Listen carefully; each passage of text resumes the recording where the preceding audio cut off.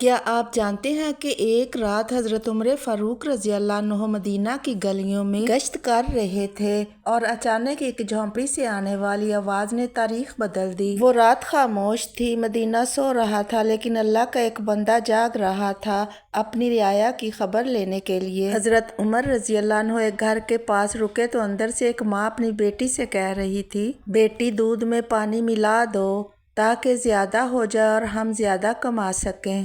بیٹی نے فوراً جواب دیا، امی، امیر المومنین حضرت عمر رضی اللہ عنہ نے دودھ میں پانی ملانے سے منع کیا ہے۔ ماں نے کہا، بیٹی، عمر رضی اللہ عنہ یہاں کہاں دیکھ رہا ہے؟ تب وہ ایمان والی بیٹی بولی، امی، اگر عمر رضی اللہ عنہ نہیں دیکھ رہے تو عمر رضی اللہ عنہ کا رب تو دیکھ رہا ہے۔ یہ جملہ سن کر حضرت عمر رضی اللہ عنہ کی آنکھوں میں آنسو آ گئے۔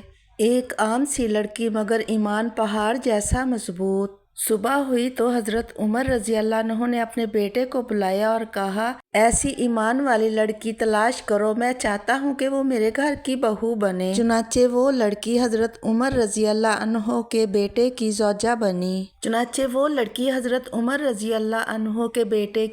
بنی اور اسی پاکیزہ نسل سے بعد میں ایک عظیم خلیفہ پیدا ہوئے، حضرت عمر بن عبدالعزیز۔